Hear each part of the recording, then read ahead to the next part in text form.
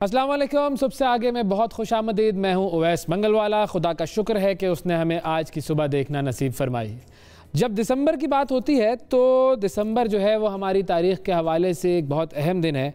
तो आज मैंने सोचा कि क्यों ना तारीख़ के हवाले से ही बात शुरू की जाए, और तारीख़ के हवाले से एक कुछ कोटेशंस हैं, कुछ बातें हैं जो बड़े बड़े लोगों ने की हैं, वो मैं आपके सामने पेश करता हूँ और फिर हमें अंदाज़ा होगा कि तारीख़ का मुताला करना कितना ज़रूरी है और तारीख़ को जानना और पढ़ना कितना ज़रूरी है।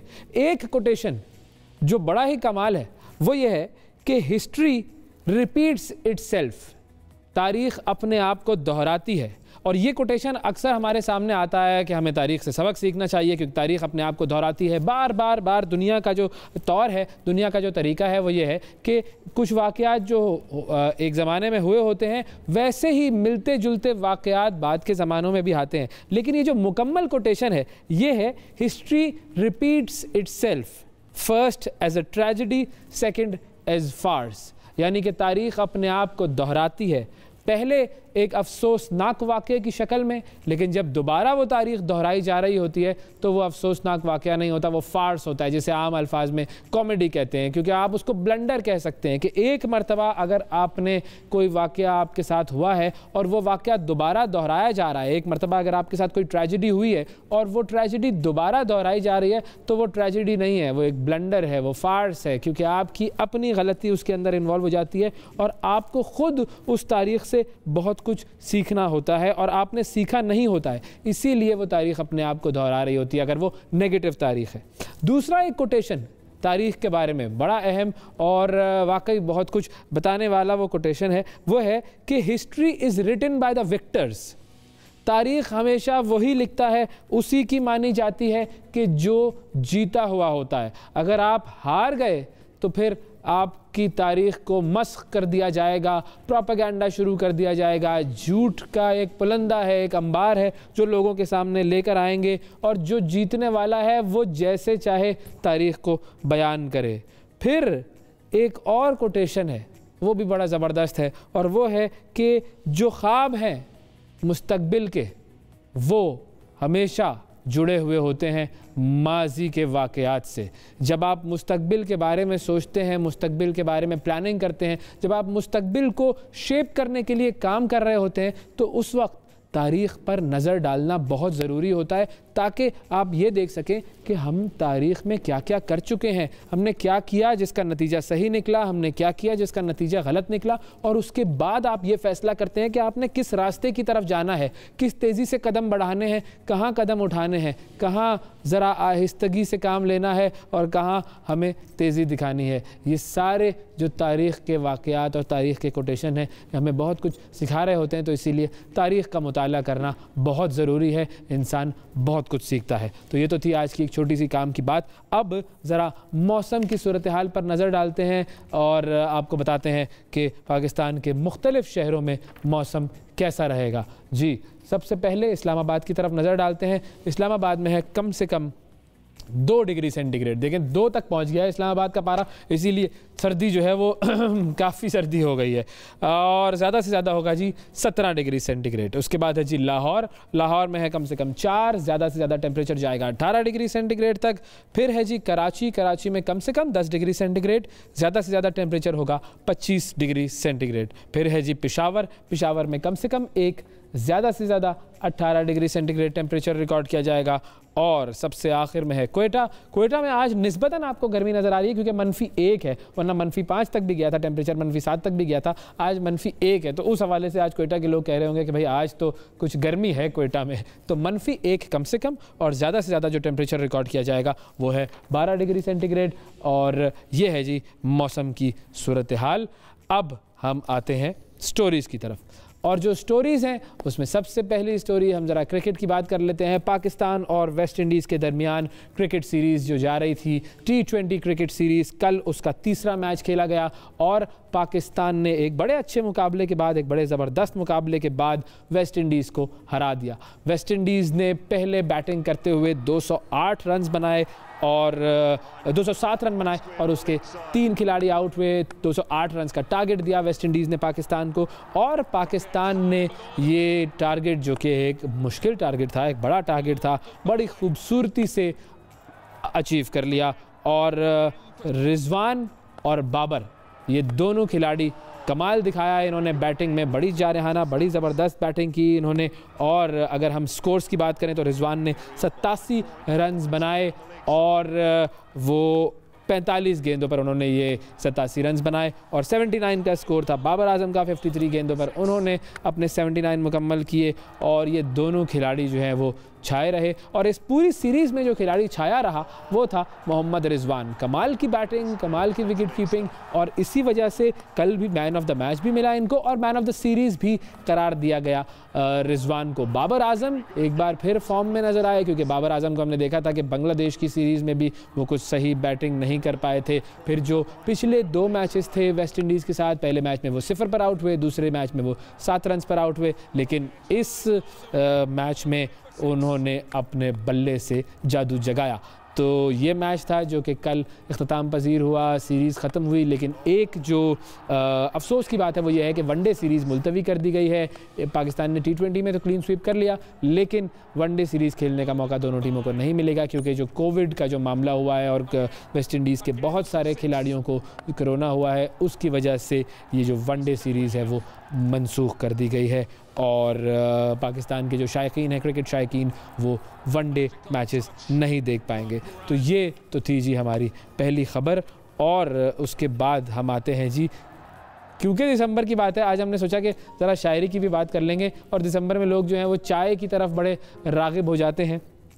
तो ये जो चाय का मामला है, बर्रे सग़ीर के लोगों का जो मामला है, वो तो आप जानते हैं कि चाय के हवाले से बड़े शौकीन लोग हैं, बल्कि यूँ कहिए कि चाय की उन्हें लत है। तो ज़रा चाय की हिस्ट्री मैं आपको थोड़ी सी बताता हूँ कि बहुत से लोगों के लिए ये बात जो है, बर्रे सग़ीर के लोग चाय के शौकीन होते हैं और यूँ कहिए कि उन्हें चाय की लत होती है। ये बात हमने कर दी है। अब ये जो चाय की लत वाला जो मामला है, इससे आगे बढ़ते हैं। हमने जो है ना वो आगे जाना है और आपको बताना है कि चाय की लत जो है वो क्यों पड़ जाती है, चाय की लत का मामला क्या है और क्या वजह है कि चाय जो है वो हमारे यहाँ पर इतनी मकबूल है। ये चीज़ हम आपको बताना चाहते हैं, लेकिन उसको बताने के लिए बहुत थोड़ा सा माजी में हमें जाना पड़ेगा। 150 साल पहले के हिंदुस्तान में जो आम लोग थे, उनमें चाय पीने का कोई तसव्वुर मौजूद नहीं था और लोग सुबह उठकर रात का खाना, जो बचा हुआ खाना खाकर कामकाज पर रवाना हो जाते थे। लेकिन आज हमारे जो रोज़मर्रा के जो मामूलात हैं, उनमें चाय इतनी रच बस गई है कि उसके बगैर मेहमानदारी का तसव्वुर ही मुमकिन नहीं है। और हालत यह है कि हमारे रगों में अगर आप वो खून निकालें ना, तो मुझे लगता है कि बहुत सारे लोगों के रगों में से चाय ही निकलेगी। तो चाय की लत हमें लगाई है अंग्रेज़ों ने, गोरों ने। चीन में एक दरख्त की सब्ज़ रंग की पत्ती देखी जिसे चीनी पान की तरह चबाते थे। ये पत्ती खुश्क होकर ब्राउन स्याही माइल हो जाती थी, तो उसे पानी में उबालकर गरम गरम चाय पीते थे और ये था चाय का आगाज़। अब चीनी ज़ुबान में चाय का नाम चाय ही है, अंग्रेज़ ने उसे बनाया टी। बर्रे सग़ीर वाल में भी इसका नाम चाय रखा गया, अंग्रेज़ी में टी और उर्दू में उसको चाय कहते हैं। अरब सरजमीन पर पहुंची तो यहाँ पर इसको शाय कहा गया। फ्रांस में इसको थे कहा जाता है। और एक तहकीक के मुताबिक पानी के बाद चाय दुनिया का मकबूल तरीन मशरूब है और दुनिया में रोज़ाना 2 अरब लोग अपने दिन का आगाज़ चाय की गर्मा गर्म प्याली से करते हैं। और एक ख़बर ये भी है कि भारत में एक चाय की पत्ती ऐसी है जो कि 1 किलो चाय की पत्ती रिकॉर्ड 1 लाख रुपए की कीमत में फ़रोख्त हुई है। रियासत आसाम में चाय बनाने वाली कंपनी है, कोई गोल्ड टी के नाम से उसकी चाय है, वो 1 किलोग्राम का पैकेट जो है वो नीलाम हुआ तो 1 लाख रुपए में फ़रोख्त हुआ वो। और ये पत्ती जो है बड़ी नायाब किस्म की, कीमती किस्म की पत्तियों और कली से तैयार की जाती है और हर साल ये कंपनी को 10 किलोग्राम चाय तैयार करती है और इस साल उन्होंने सिर्फ 2 किलोग्राम ही तैयार की है। और आसाम की जो आबो हवा है वो चाय की काश्त के लिए नहायत मौजू है और वहाँ चाय की पत्ती की कई महंगी इक़साम काश्त की जो है वो काश्त की जाती हैं। और आसाम में आपको पर्पल टी भी मिलेगी, येलो टी भी आपको वहाँ पर मिल जाएगी। तो जितने चाय के शौकीन लोग हैं वो वहाँ पर जाकर इस तरह की चाय के तजर्बात जो है वो तो उससे लुत्फ़अंदोज़ हो सकते हैं और चाय का लुत्फ़ उठा सकते हैं, या वहाँ से इम्पोर्ट करके आप पी के देखें कि आपको पता चलेगा कि जी इनका टेस्ट कैसा है। तो ये तो थी कुछ कुछ चाय के बारे में बातचीत। दिसंबर है तो चाय का तो वो आप लोगों के साथ एक मामला जुड़ा हुआ ही है। हम कुछ शायरी की भी बात करेंगे एक छोटे से ब्रेक के बाद, लेकिन उससे पहले जाते जाते एक वीडियो है, बुजुर्गों का और बच्चों का रिश्ता है, वो इस वीडियो में दिखाया जा रहा है, तो मैंने सोचा कि ये आपके साथ शेयर की जाए। ये देखिए, ये मोहब्बत के झूले हैं जो दादाजी अपने बच्चे को दे रहे हैं। बड़े बुजुर्गों के मोहब्बत के झूले जो हैं वो बड़े मज़ेदार होते हैं और ये बच्चों के लिए बड़ी अनमोल मोहब्बत होती है।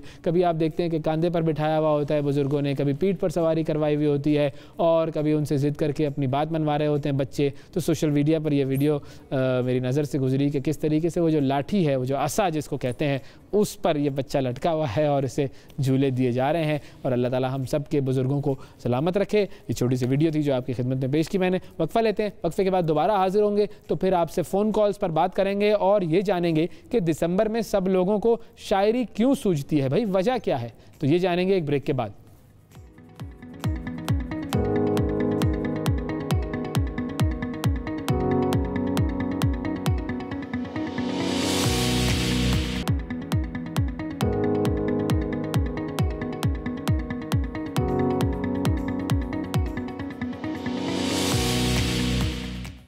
Welcome back. सबसे आगे में एक मरतबा फिर खुशामदीद। अब ज़रा बात करते हैं दिसंबर की और शायरी की। दिसंबर जब आता है तो बहुत सारे लोगों को शायरी सूझती है, इस मौसम का असर है या न जाने क्या मामला है कि लोग शायरी की तरफ माइल हो जाते हैं और अजीब गमज़दा सी इश्किया शायरी करना शुरू कर देते हैं। तो ज़रा आज आप लोगों से हम जानते हैं कि ये दिसंबर का और शायरी का क्या आखिर रिश्ता है और क्यों लोगों को दिसंबर में शायरी सूझती है।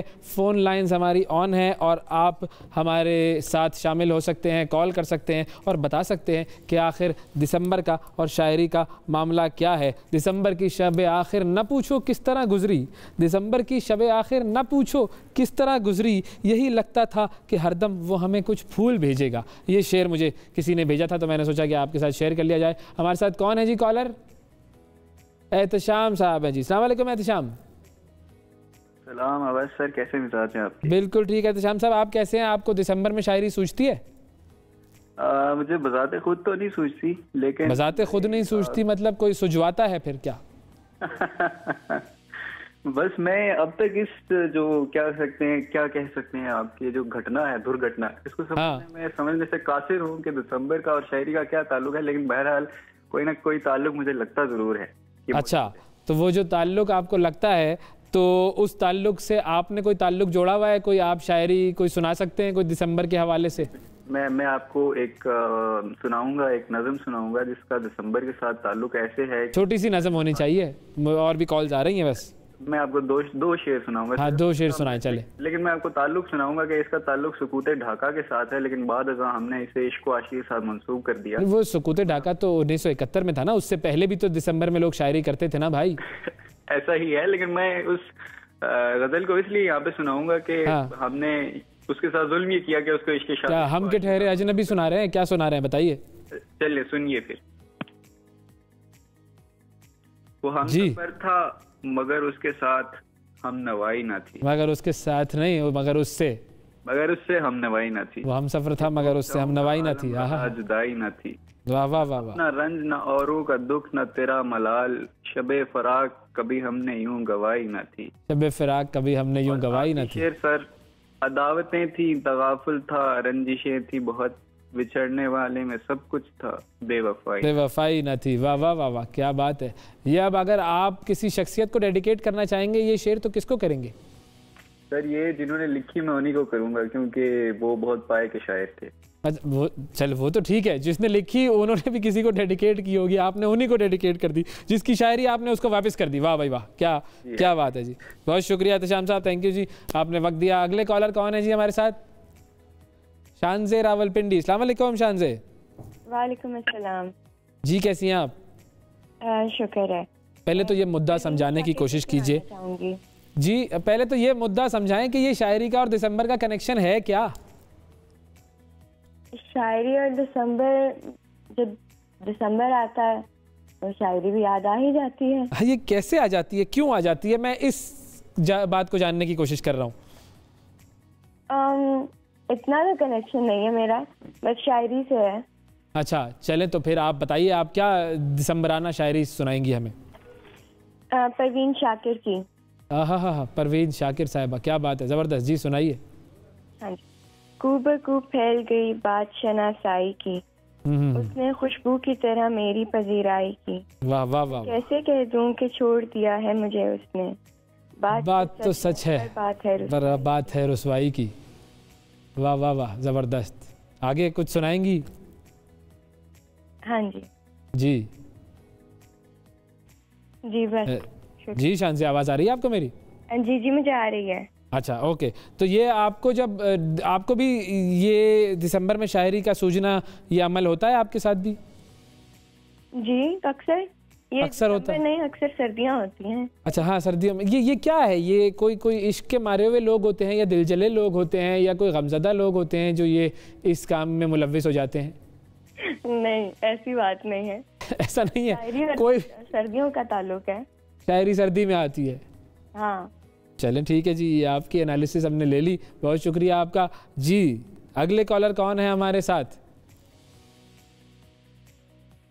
दिसंबर और शायरी की बात हो रही है। दिसंबर में लोगों को शायरी क्यों सूझती है? जैसे लोगों को हरी हरी सूझती है अक्सर औकात।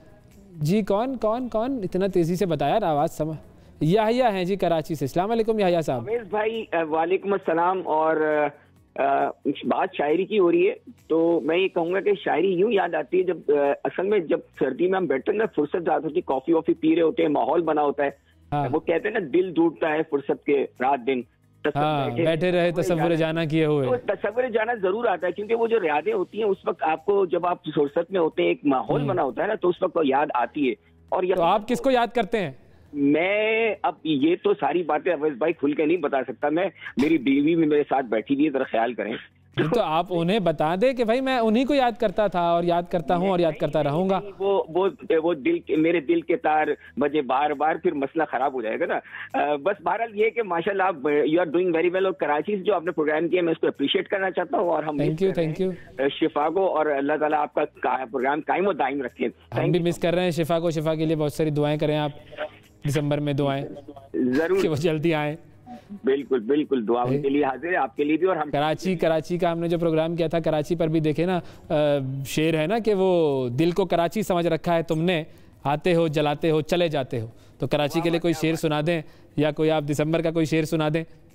मैं सिर्फ ये कहना चाहूंगा, कराची वालों का दिल बहुत बड़ा है, जो भी आएगा हम उसको हमेशा वेलकम करेंगे। वो सही शेर सुनाए भाई। शेर के बगैर आज कॉल मुनक़ता नहीं हो सकती है। नहीं शेर, अच्छा शेर मैं आपको सुना देता हूँ कि चले, मैं थोड़ा सा मुझे 1 मिनट का टाइम दे दें। हाँ 1 मिनट का टाइम दूँ। ये भाई मिनट कीमती होता है, लाखों रुपए के ऐड होते हैं 1 मिनट में। बिल्कुल। आपकी बेगम साहिबा साथ बैठी है, उनसे ही पूछ लें कोई शेर। उनसे मैं पूछ लूँ कि हाँ कोई फोन अ फ्रेंड का ऑप्शन ले लें। फोन अ फ्रेंड के चले कुछ कर लें। वो कहते हैं सुबह होती है शाम होती है, उम्र यूं ही तमाम होती है। ऐसे उम्र तमाम नहीं होनी चाहिए, इस उम्र को किसी काम पर लगाइए। बहुत शुक्रिया अदा करेंगे या आपने कॉल किया जी। आसमा है लाहौर से। नाजरीन कॉलर्स जो हैं वो वाकई शायरी से कुछ मुतासिर हो गए हैं। जी आसमा, अस्सलाम वालेकुम। आप बताइए जी, कुछ हमें समझाइए कि दिसंबर में लोगों को शायरी क्यों सूझती है। ये तो शायर लोग ही ज्यादा अच्छी तरह से बता सकते हैं कि उनको शायरी क्यों सूझती है। मेरा ये ख्याल है कि हम लोग सर्दियों में लिहाफ में फारिग बैठे होते हैं, या लिहाफ में फारिग है इंसान, बिल्कुल। नट्स खाते हैं, तो या जिनको शायरी से शौक है तो या वो शायरी करते हैं, जिनको चाय कॉफी से लगाव है वो चाय कॉफी पीते हैं, जो पाए हलवा बनाते हैं वो बना के खाते हैं। आपके क्या एक्टिविटी होती है सर्दी में? मेरी सर्दी में एक्टिविटी, मेरे बच्चे छुट्टियों से आ जाते हैं, स्कूल से छुट्टियां होती हैं उसे घर आते हैं, उनके साथ ही मेरा टाइम स्पेंड होता है। मरी में पढ़ते हैं, आर्मी पब्लिक स्कूल। अच्छा, जबरदस्त, माशाल्लाह। माशाल्लाह। तो ये तो फिर बड़ा अच्छा वक्त गुजरता होगा आपका। हाँ जी, बहुत अच्छा मेरा दिसंबर गुजरता है। दिसंबर, जनवरी, फरवरी उनके लिए उनके पसंद के खाने बनाती हूँ और उन्हें खिलाती हूँ और खूब मोटा करके उन्हें फिर आर्मी वालों के हवाले करती हूँ कि इन्हें पतला कर दें। भाई पतला कर दें और वो फिट कर दें, पतला ना कर दें, फिट कर दें, वो उन्हें फिट कर दें। वाकई माशाल्लाह वो फिट और स्मार्ट कर देते हैं। जबरदस्त। तो फिर कोई शेर तो सुनाए ना फिर हमें। शेर मुझे हमेशा सिर्फ एक ही याद रहा है, उसी पे मैं अपनी जिंदगी गुजारती हूँ। अच्छा, शजर से उम्मीद बहार रख, शजर से उम्मीद बहार रख। ये तो मेरा और शिफा का बड़ा फेवरेट मिसरा है, क्योंकि हम अक्सर औकात ऐसी बातें कर रहे होते हैं कि जहाँ हमें लगता है कि मामला ज़रा ख़राब है, लेकिन फिर वही व्यवस्था रहे शजर से उम्मीदें बाहर रख। बहुत शुक्रिया अदा करेंगे आसमा, वक्त दिया आपने। तो नाजरीन को दिसंबर और कुछ शायरी की बात हमने कर ली। एक और कॉलर भी है क्या? डॉक्टर अशरफ सरगोदा, आखिरी कॉल लेते हैं हम ये, क्योंकि शायरी इस तरह ज़्यादा होती जा रही है। जी अशरफ साहब। जी अवैस भाई, क्या हाल है आपके? ठीक ठाक है? बिल्कुल ठीक सर, शायरी की डोज ले रहे हैं और मुझे लगता है कि ओवरडोज भी नहीं होनी चाहिए। आप बताइए, आपका शायरी से कितना शगफ है? जी मेरा बहुत शगफ है। अहमद साहब मेरे बहुत करीबी अजीज हुआ करते थे। अरे वाह वाह, मशहूर नाम है। जबरदस्त सर, क्या नाम ले लिया आपने माशाल्लाह। तो सर ये दिसंबर में आपको भी शायरी से जो है वो कुछ कुर्बत हो जाती है? ये अवैस भाई, दिसंबर का ना शायरी से कोई खास ताल्लुक नहीं, ये बस एक रवायत चल पड़ी है कि दिसंबर में लोग ज्यादा शायरी पोस्ट करते हैं। अदरवाइज शायरी की जो तरफ गमज़दा अजीब टूटी पिटी शायरी बहार में होती, वो बहार में कहते हैं शोरा। हाँ, बहार में तो फिर वो अलग मामला होता है ना, फूल खिल रहे होते हैं तो फिर अलग तरह की शायरी हो रही होगी। आप क्या सुनाएंगे? डॉक्टर अशरफ साहब, आपको आवाज़ आ रही है? लो जी, डॉक्टर अशरफ साहब की कॉल ड्रॉप हो गई और शायरी सुनाने से पहले ही कॉल ड्रॉप हो गई। अब ये हमें शायरी सुनाकर भेज दें अपनी, ताकि फिर हम इसे अपने प्रोग्राम में और सोशल मीडिया पर शामिल कर सकें। नाज़रीन, वक्फा लेते हैं, वक्फे के बाद दोबारा हाजिर होंगे। स्टे विद अस।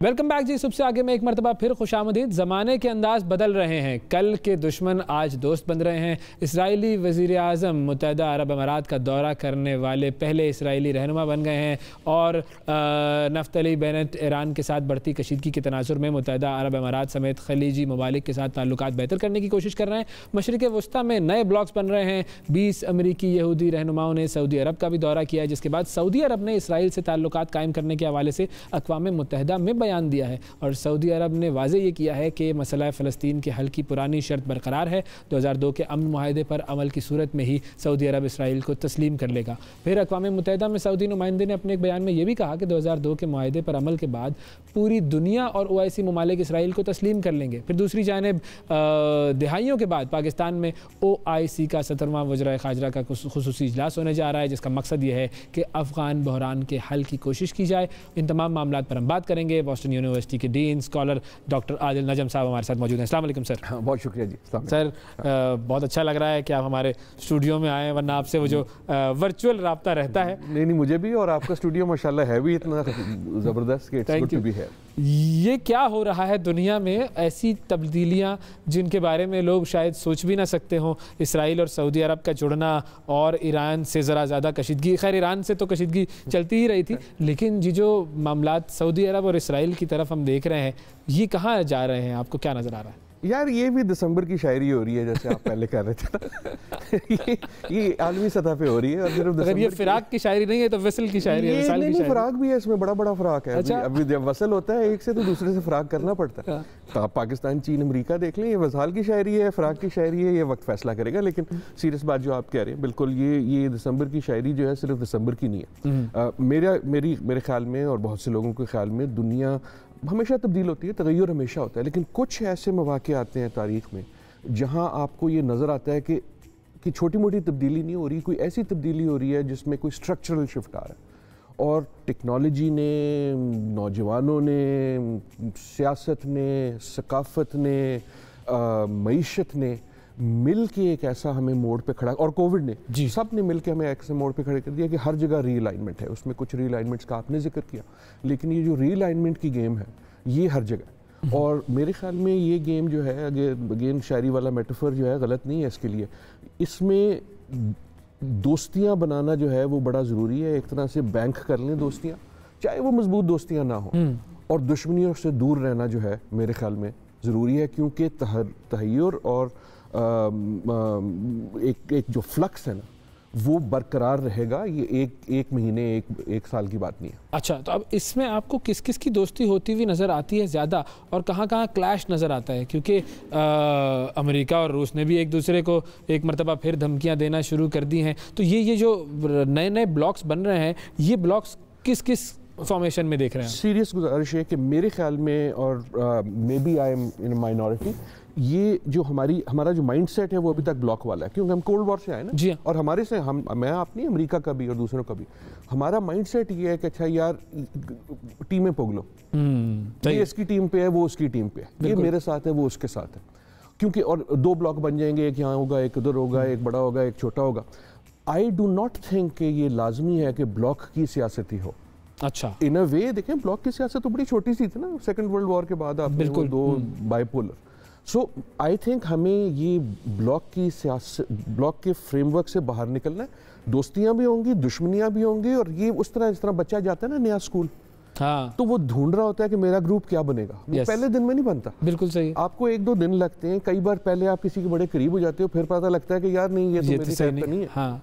फिर आप दूसरी तरफ जाते हो। सो मेरा कहने का मकसद ये है, सीरियस बात ये है कि ब्लॉक बनाने में भी बहुत जल्दी और बहुत पहल करना, या किसी भी मसले में दबंग करके जी यह कभी नहीं हो सकता, ये वो वक्त नहीं है। ये सोचने का वक्त है, देखने का वक्त है, क्योंकि हाथी किस करवट बैठेगा, हाथी नहीं, ऊंट बैठता है करवट, हाँ, और हाथी लड़ता है। बिल्कुल, हाथी तो लड़ता है, ऊंट बैठेगा, लड़ाई में चूंटियां पिस जाती हैं और हाथी लड़े।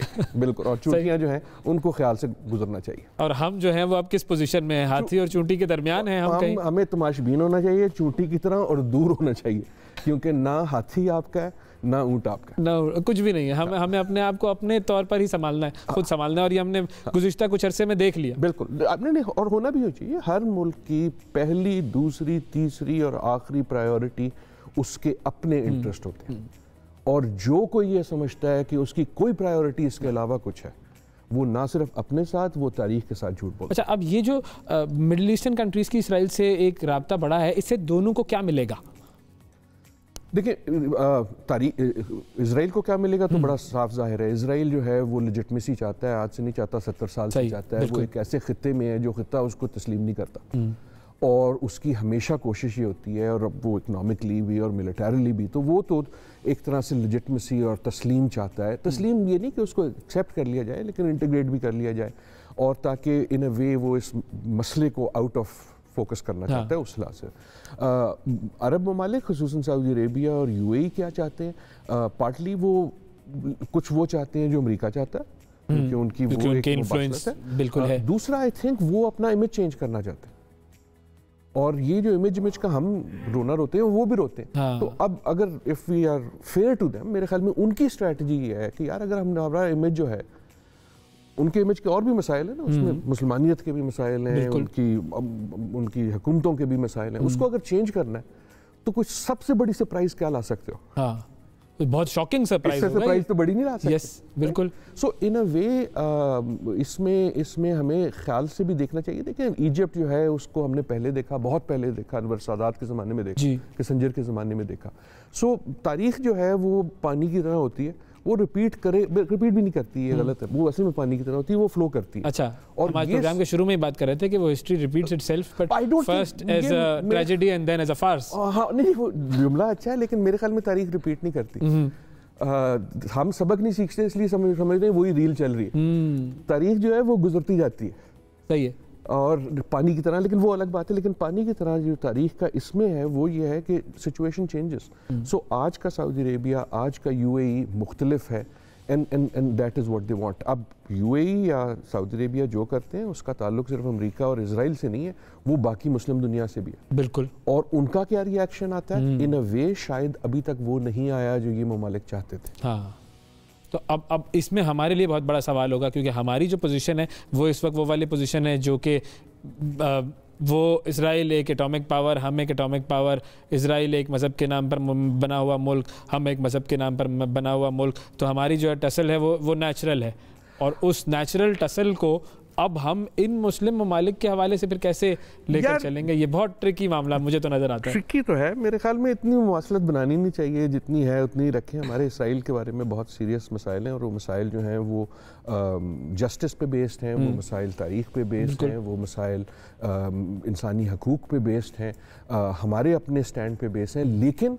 उसको इतना नथी कर देना कि जिस तरह हमारा जो फ्यूचर है वो इजराइल से नथी है, वो ऐसा भी नहीं है। पाकिस्तान का फ्यूचर पाकिस्तान तय करेगा। मतलब हम उसे तस्लीम करें ना करें हमें फर्क नहीं पड़ता, हम अपना एक हमें अपना इंटरेस्ट देखना चाहिए। लेकिन इसमें मेरी अगेन ये चीन हो या अमेरिका हो या इजराइल हो, हमें कोई ज़्यादा जल्दी भी नहीं करनी चाहिए। ओके, सही, बिल्कुल। अगेन हम क्योंकि आज वो पता नहीं स्कूल की क्यों बातें कर रहे थे, लेकिन एक जब जिस तरह बच्चा जब कई बार स्कूल में हाथ नहीं उठाना चाहिए अगर सवाल का जवाब ना पता हो, हाँ, तो ये खामखा फंस जाता है। हाँ, कई बार जो है नीवे चुप करके बैठे रहो, किसी और का जवाब पहले देखने दो, वो जब जवाब देगा तो शायद हम उससे भी सीख लें। कहने का मकसद, अगेन मैं सीरियस बात कर रहा हूँ, सुबह है इसलिए हम मजाक भी कर रहे हैं, लेकिन इजराइल को तस्लीम करना ना करना जो है उसका फैसला भी तारीख करेगी इन अ वे। बहुत जल्दी हमें, मेरे ख्याल में कोई जल्दी नहीं है हमें उसको उसका जवाब देने की भी।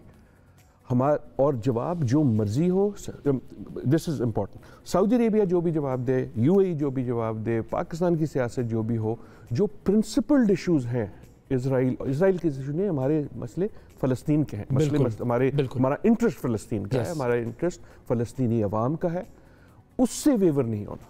बिल्कुल। अब सिचुएशन उसको क्या तय करती है वो तारीख बताएगी, वक्त बताएगा। बिल्कुल। अब हम आते हैं ज़रा अमेरिका की तरफ। जो इस्लामोफोबिया के हवाले से जो बिल मंजूर हुआ है, ये कितना ख़तरनाक मामला हो गया है और कितना ज़्यादा बढ़ चुका है इस्लामोफोबिया वहाँ पर, इसका थोड़ा सा हमें अंदाज़ा दें कि अब जो है वो कवानीन पास करके उस चीज़ को कर्ब करने की कोशिश की जा रही है, और ये क्या कामयाब हो पाएगी या नहीं, जिस तरह का इन्वायरमेंट है वहाँ पर अभी। देखिए, एक तो मेरे ख्याल में इसका ये है कि इन अ वे इतना बढ़ गया था कि सोसाइटी में ना सिर्फ इस्लामोफोबिया लेकिन बहुत सी जो आपकी दरारें थीं, चाहे वो रेस के हवाले से हों, चाहे वो इमिग्रेंट्स के हवाले से हों, खुसूसन हमें जहाँ वो हिट करती थी वो इस्लाम के हवाले से थी और इमिग्रेंट के हवाले से भी इतनी ज़्यादा बढ़ गई थी कि मेरे ख्याल में अमेरिकी सोसाइटी का जो अंदरूनी मसाइल में सबसे बड़ा मसला है, एक तरह से ये दरारें बन गई थी। तो अब जो हम देख रहे हैं उन दरारों को, एक तो उनकी हम वजाहत देख रहे हैं कि वो सोसाइटी में आपको नज़र आती है कि कौन किधर। दूसरा ये है कि उसको हल करने की कोशिशें नज़र आती हैं, वो हों या ना हो। सो पहली चीज़ तो ये है कि इन अ वे अगर इस पे बात होती है किसी भी सोसाइटी में, वो एक साइन ये भी होता है कि ये मसला इस लेवल पे आ गया कि ये अब दब नहीं रहा, अब ये उबल के उबाल आ गया। क्या ये मसाइल कानून से हल हो जाते हैं? कानून ज़रूरी होता है, लेकिन it is necessary but not sufficient. ये हम अपने मुआशरे में भी देखते हैं बिल्कुल कि कानून बनाने से मसला हल नहीं हो जाता। कानून बनाना ज़रूरी है लेकिन सफिशिएंट नहीं है।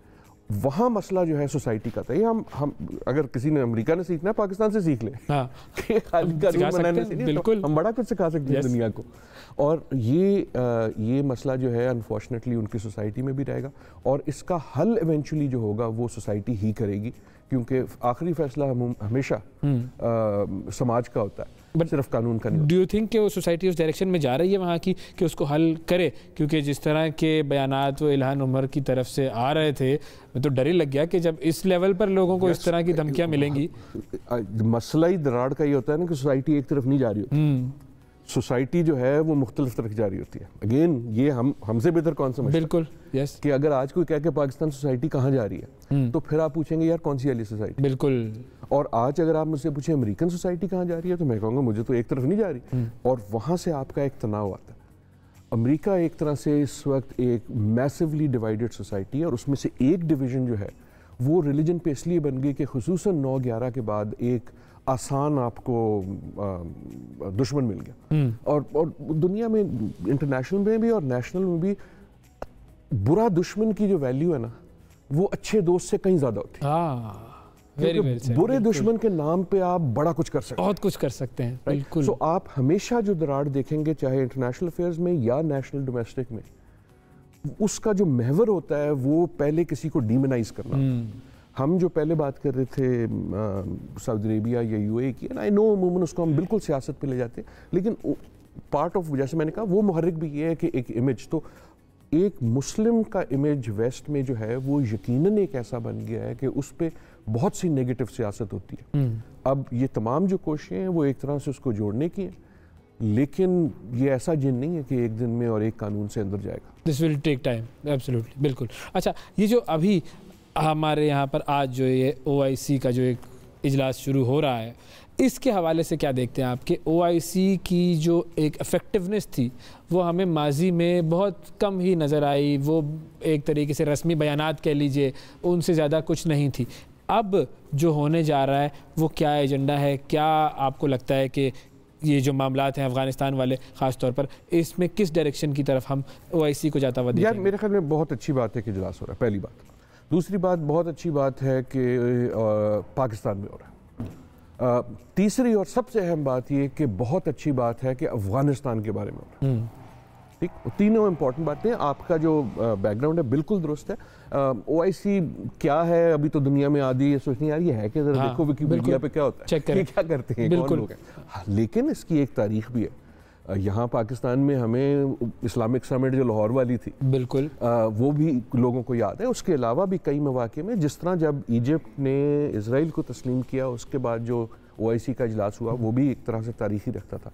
So it is good that it is happening. पहले क्यों गुड कि इट इज़ हैपनिंग, कि एक तरह से OIC अगर फ़ाल होती है तो वो इन ममालिक के लिए अच्छी है, इसलिए कि अगर हमारे तफरीक है भी मुसलमान दुनिया में तो उसका हल ये है ना कि मिलकर ज़्यादा बैठे बात करें, ज़्यादा बैठे। So that is good. Pakistan के लिए क्यों ज़रूरी है? I think as a sign of diplomacy हम होस्ट कर सक रहे हैं, लोग आ रहे हैं। मैंने जो पहले बात की, ये मौसम है दोस्त बनाने का, हाँ। और ये मौसम है हाथ मिलाने का, और ये जो मौके हैं आपको दोस्त बनाने और हाथ मिलाने के। और सबसे अहम बात क्यों कि ये अहम है कि अफ़गानिस्तान पे मुसलमान मुल्कों का जमा होना बज़ाते खुद इन अ वे तो ये है कि बहुत देर की मेहरबान आते हैं, बिल्कुल ये तो बहुत पहले होना चाहिए। हाँ, हाँ। दुनिया जो है जब अफगानिस्तान को देखती है और उस देखने के इतने उसके मसाइल हैं और उस दिल पसीजता है। 1979 से हम देखना शुरू करें तो हमारे पास सिर्फ और सिर्फ कॉन्फ्लिक्ट। लेकिन एक सवाल ये भी उठता है कि अच्छा यार तुम मुसलमान सारे कहते हो कि तुम पे बड़ा जुल्म होता है और बड़ी इस्लामोफोबिया होता है, हाँ। तुम क्या करते हो? आपस में भी यही कर रहे हैं। बिल्कुल ना, ये जो आपका पहले बात थी वो दुनिया पूछती है, बिल्कुल ठीक है हम तो कर रहे हैं, तुम आपस में क्या कर रहे हो? और OIC के सामने अगर कोई सवाल रखना है तो वो ये रखना है कि यार तुम क्या कर रहे हो? हाँ। छोड़ दो अमेरिका क्या कर रहा है, छोड़ दो चीन क्या कर रहा है, और छोड़ दो तालिबान को भी छोड़ दो, अफगान बच्चे के लिए तुम क्या कर रहे हो? This is a humanitarian issue, it has to be made a human issue. और आई होप ये जो सवाल है कि तुम क्या कर रहे हो, इसका जवाब जो है वो किसी मुस्बत और स्ट्रॉन्ग वे में OIC दे। इन अ वे इसका फोकस इसका फोकस जो है ह्यूमैनिटेरियन क्राइसिस है। आई होप कि OIC का इजलास पाकिस्तान के लिए तो उसकी अहमियत ये है कि हम एक रोल अदा कर सकते हैं, उसकी बहुत ज़्यादा अहमियत है डिप्लोमेसी में। दुनिया के लिए इस ह्यूमैनिटेरियन क्राइसिस को एज अ ह्यूमन क्राइसिस वापस आलमी सतह पर लाए। ये जो सवाल उठाने वाली बात की, ये सवाल भी फिर पाकिस्तान को ही उठाना चाहिए, क्योंकि बीइंग द होस्ट और इस तरह की जब आपकी एक इम्पॉर्टेंट पोजीशन हो तो आपको कुछ राइट्स मिल जाते हैं कि कुछ आप बात कर सकें। आप वज़ीर आज़म साहब को, वज़ीर ख़ारिजा को ज़रा फ़ोन करें, उनसे कहें यार तकरीर शुरू करो इस सवाल से कि क्या कर रहे हैं चांद जी, आप लोग क्या कर रहे हैं? तो बिल्कुल खान साहब तकरीर करते हैं तो वो बहुत सारी ऐसी बातें कर जाते हैं जो बाद में वो रेजोनेट करती रहती हैं, तो हो सकता है ये जुमला हो कि ये आई होप ये सियासत से बुलंद जो है होनी चाहिए कि इन अ वे मेरे ख्याल में ये इसलिए भी अच्छा इजलास है, जैसे मैंने कहा कि इसकी डिप्लोमेटिक वैल्यू तो है, लेकिन इसकी जो टॉपिकल वैल्यू है कि इन अ वे फॉर एग्जांपल अगर ये इजलास होता अफगानिस्तान की सियासी सूरत हाल पे तो इसकी वैल्यू होती, लेकिन फ़र्क होती। सही। इन अ वे हमें इस पे फोकस करना चाहिए कि जो इमर्जिंग ह्यूमैनिटेरियन क्राइसिस है अफगानिस्तान की, उसके बारे में ये है। एंड OIC की रिस्पॉन्सिबिलिटी पहली ये है कि हम क्या कर रहे हैं, दूसरी ये है कि दुनिया को बावर कराएं कि यार अफगान बच्चा, अफगान बच्ची, अफगान मर्द, अफगान औरत, उसके जो हकूक हैं ये एक तारीखी अलमिया। मेरी तमाम उम्र, अच्छा खासा बुढ़ा हो गया, मेरी तमाम उम्र गुजरी है सीइंग अफगानिस्तान इन क्राइसिस। मेरी रिस्पांसिबिलिटी है। यस, बिल्कुल बिल्कुल। It is my responsibility as a human being. अच्छा, अब ये जो क्राइसिस से निकलने वाला मौका आया है, इसमें हम अफगानिस्तान को कुछ ज़्यादा पुश नहीं कर रहे कि तुम ऐसे करो, तुम वैसे करो। मतलब कोई भी हुकूमत करने वाला शख्स जो एक मुल्क पर आकर बैठे, उसकी मसनद इक़्तिदार पर बैठे आकर, वो कभी भी ये बर्दाश्त नहीं करेगा, और ख़ास तौर पर अफगानिस्तान का बैकग्राउंड हम जानते हुए ये देखें, वो कभी भी ये बर्दाश्त नहीं करेगा कि उनको कोई डिक्टेट करे कि तुम ऐसी हुकूमत बनाओ, इंक्लूसिव बनाओ या जो भी। ये हम ज़्यादा प्रेशराइज नहीं कर रहे, ये नेगेटिव नहीं हो सकता? हो सकता है और होगा, और मेरे ख्याल में इन अ वे इनएविटेबल भी है कि देखिए खुसूसन अफगानिस्तान और खुसूसन जो इस वक्त जो तालिबान जिनका कंट्रोल है उसके साथ बहुत से सियासी सवाल उठते हैं और वो सारे जायज़ हैं और वो उठने चाहिए। लेकिन माई फोकस अगेन इन 2 दिनों में इसके हमें सियासत को ये नहीं कि अलग कर सकते, लेकिन ह्यूमैनिटेरियन इस सारे में गलत हो या सही हो, इस कहानी में जो हुआ वो ये हुआ कि हमने सियासी गुफ्तगू में अफगानिस्तान को तालिबान बना दिया। अब तालिबान जो है मेरे बहुत से हर एक के मसाइल हैं, हो सकते हैं, लेकिन जो अफगान बच्चा, again I go back to the Afghan child, the Afghan girl, the Afghan boy, उसके बारे में भी तो सोचना। yes. वो चाहे कोई भी कि हुकूमत जो भी बिल्कुल और किसी का भी हो बच्चा। तो इस वक्त जो है फोकस मेरे ख्याल में the value of this conversation जो OIC में होगी, आई होप, वो ये है कि जो ह्यूमैनिटेरियन इशू है उसको आप वापस लाएं and bring the focus back to the Afghan citizen, कि वो अफगानिस्तान के आम शहरी के लिए बेहतर साबित हो। बिल्कुल ठीक है जी, बहुत शुक्रिया अदा करेंगे सर, आपका वक्त दिया आपने। तो दुआ यही है कि ये दिसंबर जो है वो अच्छा साबित हो और सबके लिए अच्छा साबित हो, पाकिस्तान के लिए भी, दुनिया के लिए भी, अफगानिस्तान के लिए, और जनवरी भी ठीक हो जाए तो अच्छा, और जनवरी भी ठीक हो जाए। कोई जाते जाते आप भी कोई शेर अगर अपने तरफ से सुना दे, मैं आपको, क्योंकि आप हैं तो। मोहसिन हमारे साथ बड़ा हादसा हुआ, हम रह गए, हमारा ज़माना गुजर गया, हमारा ज़माना गुजर गया। वाह वाह वाह वाह, क्या बात है। ये ज़माना जो है वो गुजरा है, लेकिन वो बहुत सारे लोग ऐसे होते हैं जो ज़माने में हमेशा याद रखे जाते हैं, वो अपने नकूश छोड़े हुए होते हैं। बहुत शुक्रिया अदा करेंगे सर, वक्त दिया आपने। नाजरीन, वक्फा लेते हैं, वक्फे के बाद दोबारा जब हम हाजिर होंगे तो और बहुत सारे सेगमेंट्स हैं, स्टे विद अस।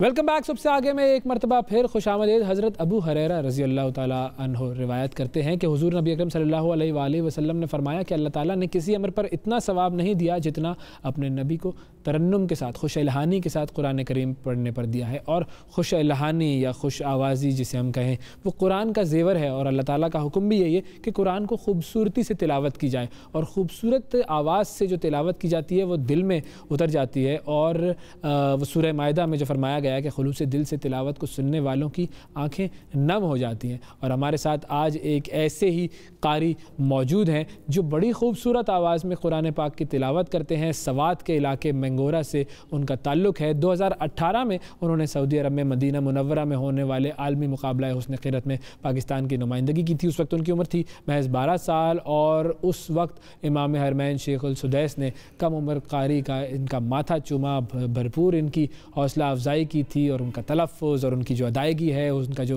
हुस्न क़िरत है, और उसकी तारीफ़ भी की थी, खुसूसी इनाम से भी नवाजा था। और ये कुछ सर्टिफिकेट्स हैं उनके जो कि मेरे सामने मौजूद हैं। ये भी हम आपको बताएंगे कि ये कौन कौन से सर्टिफिकेट्स हैं, कहाँ कहाँ मिले हैं। हमारे साथ मौजूद हैं हाफिज़ कारी मोहम्मद हसन साहब और उनके वालिद हाफिज़ फ़ज़ल महबूब साहब। अस्सलाम वालेकुम। वालेकुम अस्सलाम। आप दोनों का बहुत बहुत शुक्रिया हमारे प्रोग्राम में आए।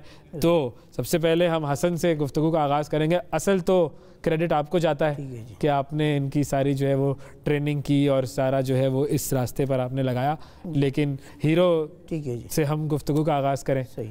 तो हसन भाई ये बताओ कि इस वक्त आपकी उम्र क्या है? इस वक्त मेरी उम्र 15 साल। 15 साल है। और हिफ्ज़ आपने किस उम्र में किया था?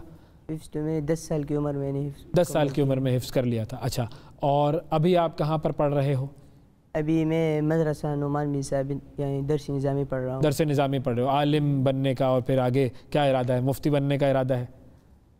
आलिम बनने का। आलिम बनने का, माशाल्लाह माशाल्लाह।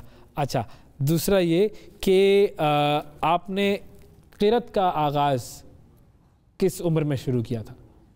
ये तो बचपन में मेरा शौक़ था। 10 साल की उम्र में मैंने क़िरात शुरू की थी। सही। अच्छा, तो बचपन से ही आप करते आ रहे हैं। कहाँ कहाँ गए, किन किन ममालिक में गए, और उस हवाले से ज़रा हमें ये बताएं कि ये जो सर्टिफिकेट्स हैं ये आपके कहाँ कहाँ के हैं?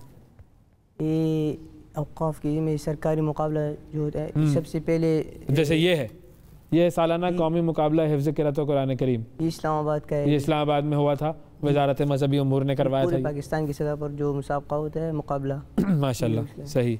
अच्छा, फिर ये है एक और, ये पेशावर का है जी। ये खैबर पख्तूनख्वा हुकूमत ने करवाया था? जी जी हाँ। सही, ठीक है, उसमें भी आपको सर्टिफिकेट मिला।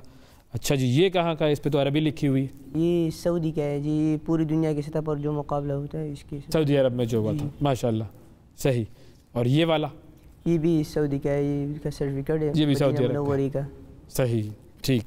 तो अब अगर हम आपसे ये कहें कि जो तिलावत है आपकी, वो किस किस अंदाज में आप तिलावत करते हैं? ये एक मश्क होता है और हैदर। अच्छा, और ये दोनों जो है वो आपने सीखी हुई हैं और इन दोनों में आप तिलावत करते हैं? जी जी। सही। तो हम फिर तिलावत की तरफ बढ़ते हैं। सबसे अहम चीज़ तो ये है कि जब आप यहाँ पर हैं मौजूद, तो सबसे आपसे तिलावत सुनी जाए। तो क्या आप हमें पहले कौन सी किस तरह की जो है वो क़िरात सुनाएंगे? पहले मैं मश्क करता हूँ, सही, हैदर पढ़ता हूँ। बिल्कुल, आगाज़ कीजिए। बिस्मिल्लाह। अऊज़ु बिल्लाहि मिनश शैतानिर रजीम। बिस्मिल्लाहिर रहमानिर रहीम।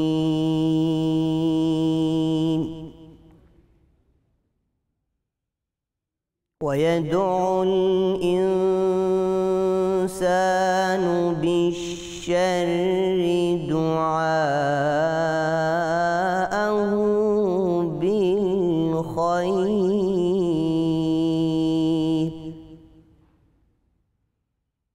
वकानल इंसानु अजूला।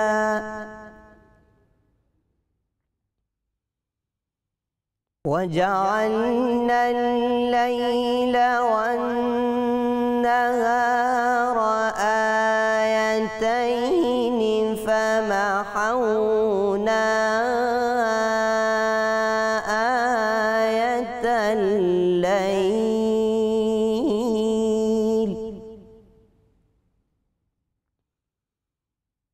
फमहौना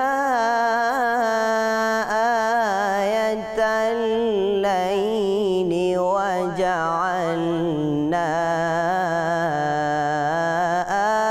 آية النهار مبصرة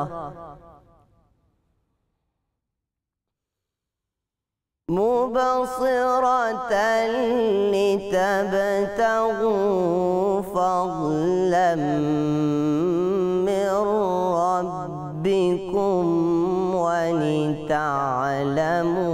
عدد السنين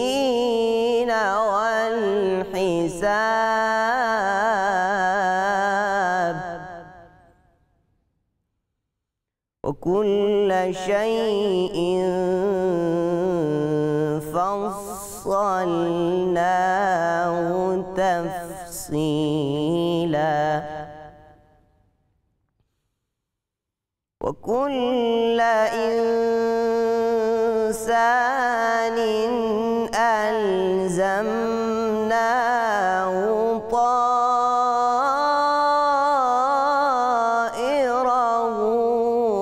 في عنقه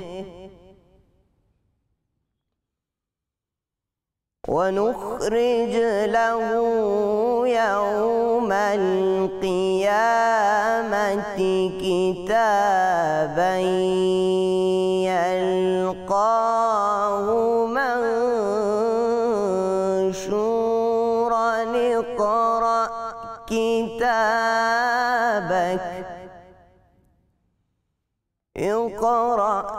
كتابك كفى بنفسك اليوم عليك حسيبا صدق الله العظीम।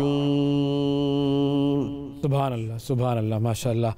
वाकई बहुत ही खूबसूरत अंदाज़। और जब आप तिलावत कर रहे होते हैं तो कम से कम रोंगटे खड़े हुए मुझे तो महसूस हुए कि आपको लगता है कि वाकई कुछ अल्फाज हैं जो आपके दिल पर असर कर रहे हैं। फजल साहब, आप भी हाफिज़ कुरान है माशाअल्लाह, तो आपने इनकी तरबियत में जो किरदार अदा किया उसके बारे में भी बताइए।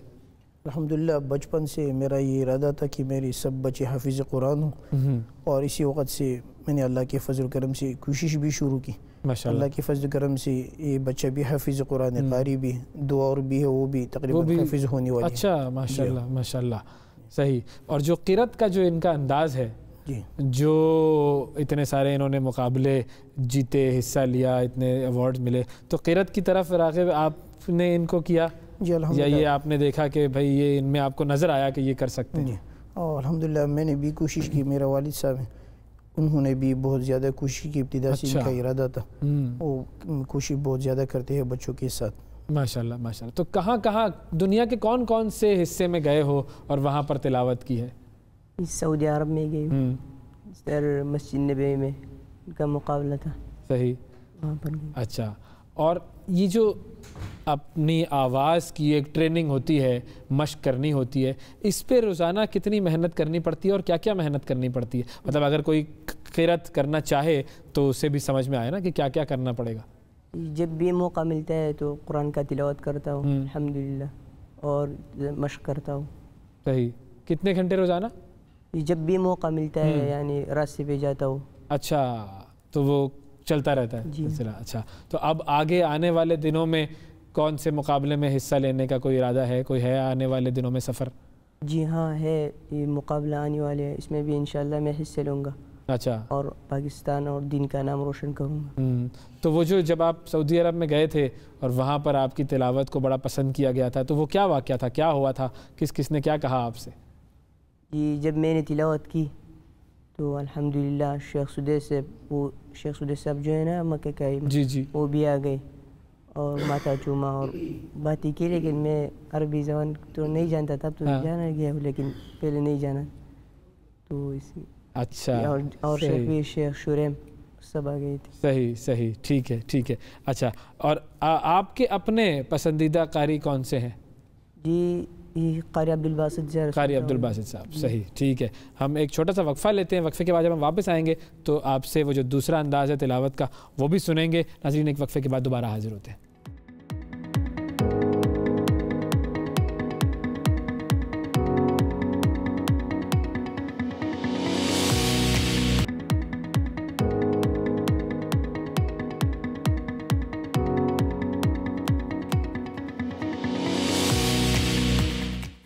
वेलकम बैक जी। हाफिज़ कारी मोहम्मद हसन और उनके वालिद हाफिज़ फ़ज़ल महबूद साहब हमारे साथ मौजूद हैं। फ़ज़ल साहब, ये बताइए कितने बच्चे होते हैं जब ये ज़िले की सतह पे मुकाबला हो रहा होता है और फिर उसमें जब फिर मुकाबला होता है उनको फिर ये उनसे आगे बढ़ते हैं, फिर ज़िले के बाद सूबे की सतह पर आते हैं, फिर मुल्क की सतह पर आते हैं, तो कितने हफ़ाज़ होते हैं मुकाबले होते हैं? जी, ज़िले की सतह पर जो होते हैं तकरीबन 40 के करीब। अच्छा, फिर जो बच्चा इसमें कामयाब होता है वो सूबा के लेवल पर करते हैं मुकाबला। हर ज़िला से 3 बच्चे शरीक होते हैं, ठीक, फर्स्ट सेकंड थर्ड। फिर सूबा की सतह पर जो बच्चा पोजीशन लेता है वो पूरे मुल्क की सतह पर जो मुकाबला होता है इस्लामाबाद में औकाफ की ज़ी निगरानी हुकूमत पाकिस्तान की तहत, जिसमें ये फिर अपने सूबे से शरीक हुए थे। बिल्कुल। तो इस्लामाबाद में जो बच्चे शिरकत करते हैं वो हर ज़िला सूबा से सिर्फ एक बच्चा, हर सूबे से एक बच्चा होता है, और कश्मीर से एक, इस्लामाबाद से एक बच्चा, तकरीबन 6-7 लड़के होते हैं, बच्चे शरीक होते हैं इसमें। फिर जो बच्चा इसमें पोजीशन लेता है वो बाहर भिजवाते हैं दूसरे ममालिक को। तो जब इन्होंने पोजीशन ली थी तो फिर उस वक्त इनको फिर मदीना मुनव्वरा में भिजवाया? मदीना मुनव्वरा में होता है, कभी मक्का मुकर्रमा में, कभी दुबई में, कभी इंडोनेशिया में, मिस्र में। सही, ठीक, बिल्कुल सही। तो वो जो दूसरा आपका जो अंदाज़ है क़िरत का, हम चाहेंगे कि उस अंदाज़ में भी कुछ तिलावत अगर हमारे सामने पेश करें, 2 आयात अगर आप सुनाएं हम। अऊज़ु बिल्लाहि मिनश शैतानिर रजीम, बिस्मिल्लाहिर रहमानिर रहीम। अल्लाहु नूरुस समावाति वल अर्द, मथलु नूरिही कमिश्कातिन फ़ीहा मिस्बाह, अल-मिस्बाहु फ़ी ज़ुजाजह, अज़्ज़ुजाजतु कअन्नहा कौकबुन दुर्रियुन यूक़दु मिन शजरतिन मुबारकतिन ज़ैतूनतिन ला शर्क़िय्यतिन ولا غربية يكاد زيتها يضيء ولو لم تمسسه نار نور على نور يهدي الله لنوره من يشاء ويضرب الله الأمثال للناس والله بكل شيء عليم صدق الله العظيم। सुभान अल्लाह माशाअल्लाह, बहुत खूबसूरत तिलावत हसन भाई आपकी। और फजल साहब, आपका हम शुक्रिया अदा करेंगे कि आपने इस जवान को इस कौम के लिए इतना अच्छा काम सिखाया और दीन की जो मोहब्बत की जो आवाज़ है, कुरान की जो आवाज़ है, वो इनके दिल से निकलती है और हम सब के दिलों तक जाती है। तो वाकई बहुत आपका शुक्रिया अदा करेंगे हम। और हुकूमत पाकिस्तान, आप लोग जो भी करता धरता जो भी लोग हैं, हम सबको प्रमोट करते हैं, एक्टर्स को, एंटरटेनर्स को, स्पोर्ट्स पर्सनालिटीज़ को, सबको प्रमोट करते हैं। तो हमें हुफ़ाज़ को, क़ुरा को, उनको भी प्रमोट करना चाहिए और उनको भी अवार्ड से नवाजा जाना चाहिए। और ये जो ख़ास तौर पर जो यंग लोग, जो जवान नौजवान इस काम में हैं और वो बहुत खूबसूरत तिलावत करते हैं, तो उनकी भी पजीराई हर लेवल पर होनी चाहिए। हसन भाई, बहुत बहुत शुक्रिया आपका। और हमारी दुआ ये है कि इसी तरीके से आप कुरान जो है वो लोगों को सुनाते रहें, लोगों के दिल में घर करते रहें। और जो आगे आपका इरादा है आलिम बनने का, तो एक अच्छे सही आलिम बनकर आप दीन की आवाज़ दुनिया तक पहुँचाएँ। बहुत शुक्रिया अदा करेंगे आपका। नाज़रीन, वक्फ़ा लेते हैं, वक्फ़े के बाद दोबारा हाजिर होंगे। स्टे विद अस।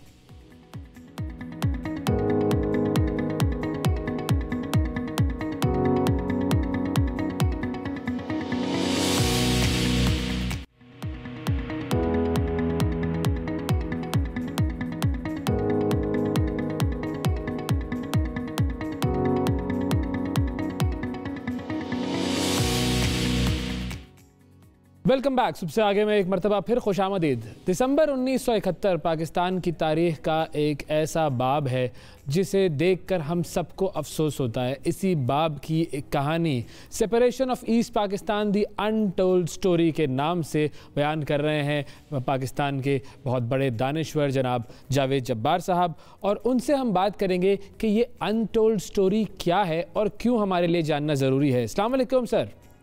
वालेकुम सलाम अवैस साहब जी, खैरियत से हैं आप? जी सर, बहुत शुक्रिया बहुत शुक्रिया। ये जो separation of east Pakistan the untold story, इसकी स्टोरी तो मैं आपसे सुनूंगा, लेकिन पहले अगर आप मुझे ये बताएं और हमारे नाजरीन को ये बताएं कि ये कहानी जानना हमारे लिए कितना ज़रूरी है, क्यों ज़रूरी है? जिस तरह अवैस साहब एक खानदान में पैदा होने वाला बच्चा, उसको है उसकी बुनियादी शिनाख्त का एक नागुज़ीर हिस्सा होता है कि माजी में मेरे वालिदैन के साथ क्या हुआ, कहाँ वो पैदा हुए, क्या हमारे खानदान की तारीख है। जैसे हर इंसान चाहता है कि अपनी नस्ल और अपने खानदान के बारे में मुकम्मल तौर पर उसे इत्तलात हों, ताकि उसकी शिनाख्त में एक पायदार रुख वो इख्तियार कर सके और पहचान सके। तो इसी तरह किसी भी कौम और कौमी रियासत को जरूरी है कि अपनी तारीख के बारे में उसके शहरियों को पूरी तरह इत्तलात हो कि किस तरह हमने जन्म लिया, उससे पहले तारीखी पस मंजर क्या था और क्यों एक ऐसे वक्त आया जब दो हिस्से जुदा हुए एक दूसरे से। गुज़िश्ता 5 दिहाइयों में जी 71 के बाद एक ऐसा बयानिया हावी हो गया है जहां पर मुकम्मल तौर पर मगरबी पाकिस्तान पर जिम्मेदारी डाली जाती है ये अलहदगी की। कुछ हद तक ये दुरुस्त है, लेकिन बड़ी हद तक नहीं भी दुरुस्त, क्योंकि अलहदगी को मुमकिन बनाने में इलाकाई ताकत यानी कि हिंदुस्तान एक बहुत अहम खुफिया किरदार पहले अदा किया और बाद में खुलेआम अदा किया। दूसरी बात, हाँ, पाकिस्तान के अंदर मौजूद कुछ सियासी और फौजी किरदार रहे जिनके बारे में सही शिनाख्त अभी तक नहीं हो सकी। और तीसरी बात, मशरकी पाकिस्तान में खुद बड़ी जिम्मेदारी थी कि ऐसे नाजुक वक्त पर क्या होना चाहिए।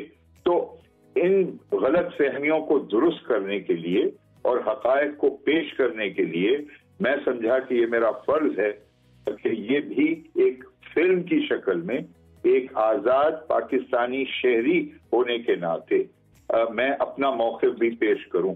लेकिन ये सिर्फ मेरी राय नहीं है, हमने दुनिया के 6 बहुत अहम दानिश्वर जिन्होंने इस मौजू को गहराई से स्टडी किया है, देखा भी है डायरेक्टली, उनसे उनकी गैर जानिबदार राय भी हासिल की। अच्छा, मैं ये चाहूँगा कि आप हमें फिर बताएं कि ये जब उनकी राय सामने आई तो वो क्या राय थी, किस तरह की थी। लेकिन उससे पहले अगर इस डॉक्यूमेंट्री का जो एक ट्रेलर चल रहा है हमारी स्क्रीन पर, ये ट्रेलर हम अपने नाजरीन को दिखाते हैं और फिर गुफ्तगू को आगे बढ़ाते हैं। जी दिखाइए।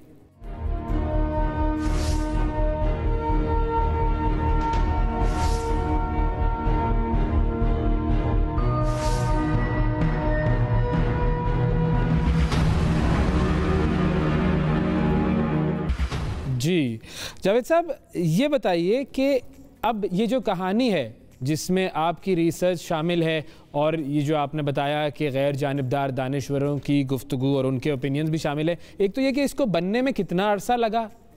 ये तकरीबन 1.5 साल का, ये 1.5 साल की जिद्दोजहद है, कोशिश है। और ये ज्यादा तवील और पेचीदा इसलिए भी हुआ क्योंकि ये एन कोविड के दौरान हुआ। उमूमन जब फिल्म बनाई जाती है तो अराकीन जो प्रोडक्शन टीम के हिस्से होते हैं वो एक ही जगह पर मौजूद होते हैं, मोर और लेस। लेकिन इस फिल्म में अनोखी बात ये थी कि 3 मुख्तलिफ कॉन्टिनेंट्स यानी कि एशिया, पाकिस्तान और बरतानिया यानी कि यूरोप में, और न्यूयॉर्क अमेरिका में, इन तीनों जगहों पर हमारी प्रोडक्शन टीम फैली हुई थी। और फिर हमें तहकीक जो करना था आर्काइवल मटेरियल यानी कि फिल्म फुटेज हासिल करना, चाहे वो बीबीसी से हो, पाकिस्तान टेलीविजन से हो, दीगर और नेटवर्क के पास हो, उनसे कॉपीराइट की इजाजत लेना, उसको असेंबल करना, फिर इंटरव्यूज करना बाय कनेक्टिविटी, जूम के जरिए, स्काइप के जरिए, कोई कैलिफोर्निया में है, कोई न्यूयॉर्क में, कोई लाहौर में। तो इन सारी चीजों को इकट्ठा करना एक बहुत ही अनोखा तजुर्बा रहा। और शुक्र है माशाल्लाह हमने जाकर इसको टाइम पर मुकम्मल किया और इसे अब पेश कर रहे हैं। एक तो वेबसाइट इस पर होगी और वेबसाइट पर मुकम्मल फिल्म भी मौजूद होगी, www.1971untoldstory.com। सही, www.1971untoldstory.com, यहाँ पर जाकर लोग देख सकते हैं ये फिल्म। अच्छा, अब मुझे ये बताइए कि ये जो डॉक्यूमेंट्री है इसकी आपकी अगर मैं पूछूं कि की फाइंडिंग्स जो थी वो अगर आप कुछ हमारे साथ शेयर करना चाहें, ऐसी कि वो हमें टीज भी कर दें और वो स्पॉइलर भी ना हो, और जो जिन दानिश्वरों का आपने बताया उनमें कौन कौन लोग शामिल हैं जिन्होंने अपना इसमें हिस्सा डाला है? देखिए, इसमें लोग तो बहुत से, मसलन विलियम ड्रमंड हैं, अमेरिका के बड़े नामवर प्राइज विनिंग सहाफ़ी जो इस वक्त सहाफत को पढ़ा रहे हैं यूनिवर्सिटी ऑफ कैलिफोर्निया में। 71 में वो लॉस एंजलिस टाइम्स के नुमाइंदे थे और उन्होंने महसूस किया था कि बहुत मुबालगाराई और बेबुनियाद बेसिस पर वो एक ब्लेम कर रहे हैं, सारी जिम्मेदारी पाकिस्तान पे डाल रहे हैं और बहुत बढ़ा चढ़ाकर फिगर्स बता रहे हैं कि कितने लोग हलाक हुए। एक वो हैं, दूसरे हैं प्रोफेसर यास्मीन सेकिया, एक American Assamese of Indian origin, जिन्होंने खवातीन को, जो मुतासिर हुई खवातीन इस कॉन्फ्लिक्ट की वजह से, चाहे वो बंगाली हो, बिहारी हो, मगरबी पाकिस्तान की खवातीन हो, उन पर तहकीक की। फिर प्रोफेसर आयशा जलाल हैं, एक बहुत नामवर पाकिस्तानी अमेरिकन दानिश्वर जो अमेरिका में रहे और उन्होंने कई किताबें लिखी हैं। प्रोफेसर इयन टैलबर्ट हैं यूनाइटेड किंगडम के, जो जनूबी एशिया की तारीख पर खास महारत रखते हैं। ये और पाकिस्तान के कई नामवर दानिश्वर। तो एक जो मुश्तरका तौर पर इत्तेफाक हुआ कि बढ़ा चढ़ाकर बिल्कुल झूठी एक फिगर को लेकर के 30 लाख मासूम बंगाली मशरकी पाकिस्तानियों की शहरियों को मगरबी पाकिस्तान के बेरहम, सपोजिटली बेरहम फौज और मगरबी पाकिस्तान के बाशिंदों ने कत्ल किया। 262 दिन में 34,000 से हमारी अफवाज की तादाद थी। तो ये बिल्कुल झूठी खबर को हमने रद्द किया है एविडेंस के साथ। दूसरी बात, आम तौर पर पाकिस्तानी भी कहते हैं कि जी हमारे 90,000 फौजी और सिपाहियों ने हथियार डाल दिए, सरेंडर, POWs। जी बिल्कुल ये कहा जाता है। ये भी बिल्कुल गलत, बिकॉज आधे से ज्यादा तो सिविल लोग थे, उनके खानदान थे, उनके बच्चे थे, और सिर्फ 34,000 एक्चुअल फाइटिंग ट्रूप्स थे।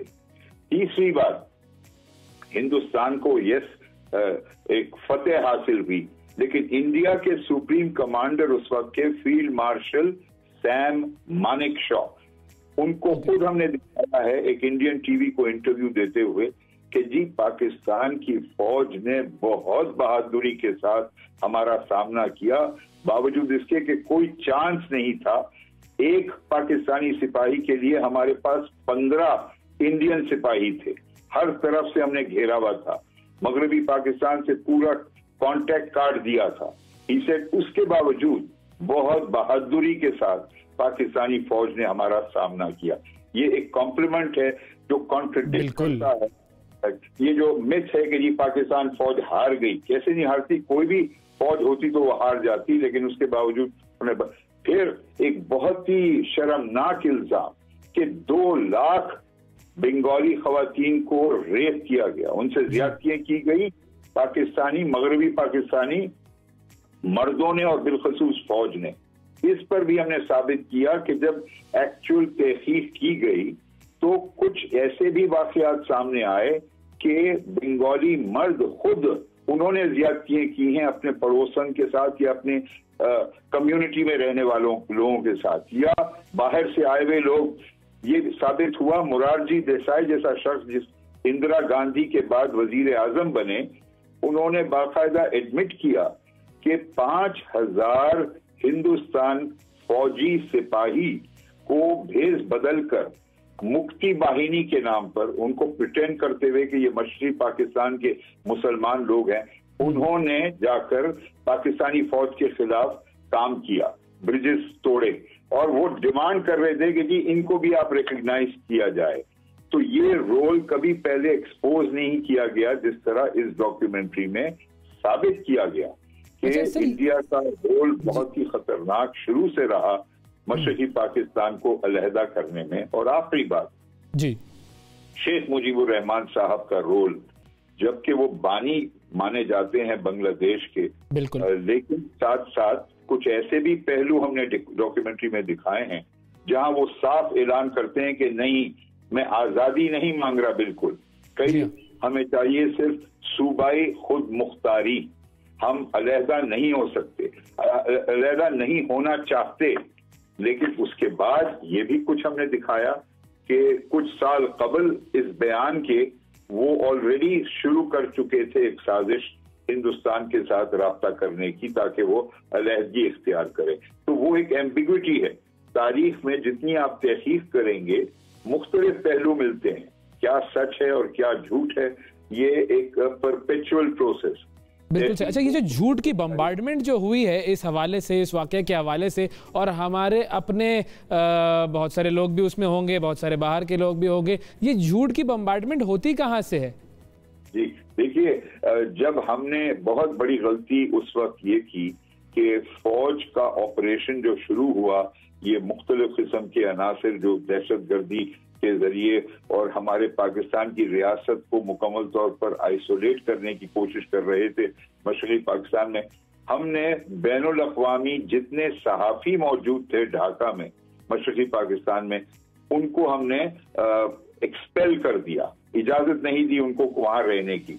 लिहाजा पहले कुछ दिनों में और हफ्तों में एक ऐसा मनफी तासुर कायम किया गया कि क्या हो रहा है मशरक़ी पाकिस्तान में, कि वो मुकम्मल तौर पर मबनी था इंडियन सोर्सेज पर, या ऐसे मगरबी दुनिया के सहाफ़ी जो आए हुए थे इंडिया और वहां से इंडियन सोर्सेज से ले रहे थे। इस हद तक कि हमने डॉक्यूमेंट्री में दिखाया है, विलियम ड्रमंड, अमेरिकन जर्नलिस्ट, उसने हैरान कुन बात ये बताई कि इंडिया का फॉरेन ऑफिस और उनकी एजेंसीज मेरे टेलेक्स मैसेजेस को भी टैप करते थे। तो मैं कभी कभी जब स्टोरी बयान फाइल करता था लॉस एंजलिस के लिए, तो इससे कबल कि मेरी स्टोरी छपे न्यूज़पेपर में, मुझे फोन कॉल आता था ये इंडिया की फॉरेन मिनिस्ट्री से कि आपने क्या लिख दिया है, क्यों लिखा है, ये गलत है, जबकि वो छपी भी नहीं थी। तो उसने कहा इस हद तक वो मॉनिटर कर रहे थे कि सहाफी क्या कह रहे हैं, क्यों कह रहे हैं और क्या नहीं कहना चाहिए, ताकि उनको गुमराहकुन किया जाए। और फिर मुहाजिरीन के बारे में जो झूठ फैलाई गई, ये जैसे हमने साबित किया है मुबाल गाराई के जरिए, हिंदुस्तान ने ये बदनाम किया पाकिस्तान को कि ये हिंदू मशरकी पाकिस्तानी इसको मार के भगा रहे हैं और इसीलिए हम मजबूर हैं, हम मदाखलत करेंगे मशरकी पाकिस्तान में। जबकि हमारे डॉक्यूमेंट्री में साबित हुआ है कि कोई मुल्क ने तारीख में इस बहाने किसी और मुल्क पर हमला नहीं किया कि आप इतने मुहाजिरीन हमें क्यों भेज रहे हैं। अगर ये होती बात तो पाकिस्तान को तो चाहिए था अफगानिस्तान पर हमला कर देता 1979 में। बिल्कुल हमने एक्सेप्ट करते रहे, आज तक एक्सेप्ट कर रहे हैं। तो इंडिया का जो बहुत ही जहरीला और मनफी रोल रहा और दुनिया को हमने यही कोशिश की और यही डॉक्यूमेंट्री को इसीलिए पहले सही। फाइनली मैं एक चीज़ आपसे पूछना चाहूँगा, बहुत सारे लोग ये कहते हैं कि देखो जब ईस्ट पाकिस्तान और वेस्ट पाकिस्तान अलग हुए तो इसका मतलब यह है कि वो जो दो कौमी नज़रिया था वो गलत साबित हो गया, क्या ऐसा तो नहीं है? अरे वो तो मुकम्मल तौर पर ये बेबुनियाद बात है। बल्कि मैं तो ये कहता हूँ, मैं एक इंतहा पे जाता हूँ, मैं कहता हूँ 71 में टू नेशन थियोरी यानी कि दो कौमी की जो थियोरी है ये साबित और ज्यादा मजबूत हो गई। क्योंकि मशरकी पाकिस्तान जब बांग्लादेश बना, उसने ये नहीं कहा कि मुझे हमें मगरबी बंगाल के साथ मिला दो या हिंदुस्तान के पास वापस जाने दो।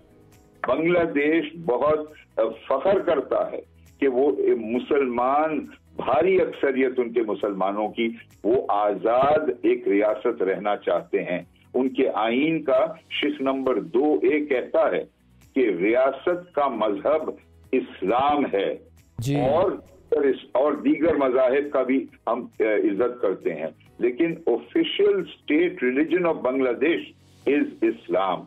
तो बांग्लादेशी मुसलमान कौमी शिनाख्त का उतना ही हिस्सा है जितना कि पाकिस्तान। और ये अवैध साहब, ये बंगाल ने, मशरकी बंगाल ने पाकिस्तान के तसव्वुर को तश्कील देने में जिद्दोजहद आजादी के लिए बहुत नामवर किरदार अदा किया। बिल्कुल। सरदाद लाहौर कायदे आजम ने खुद नहीं पेश किया, उन्होंने जाहिर तौर पर मशरकी बंगाल के बहुत मोअज़्ज़िज़ लीडर AKM अब्दुल फजलुल हक जी। तो ये बिल्कुल गलत बात है दो कौमी थियोरी खत्म होने की, बल्कि वो तो आज जिंदा है और जो कुछ हिंदुस्तान में हिंदुत्व कर रहा है और बीजेपी कर रही है, उससे तो और ज्यादा एहसास होता है कि कितनी दुरुस्त ये विजन था अल्लामा इकबाल का, चौधरी रहमत अली का, सर सैयद अहमद खान का, अमीर अली साहब का, कि एक अलग कौमी शिनाख्त हमें हक है अपनी रियासत बनाने का, जिसको कायदे आजम मोहम्मद अली जिन्ना ने फिर मुमकिन बनाया। बहुत शुक्रिया अदा करेंगे जावेद जब्बार साहब, वक्त दिया आपने और वाकई बड़ी अहम डॉक्यूमेंट्री है, सबको देखनी चाहिए, तो ज़रूर देखें और अपनी तारीख़ खुद जानिए ताकि आप वो जो नेगेटिव प्रोपेगेंडा है उसका शिकार ना हो। आज के प्रोग्राम में इतना ही, अगले प्रोग्राम तक के लिए इजाज़त दीजिए, फिर मुलाकात करेंगे। अल्लाह हाफ़िज़।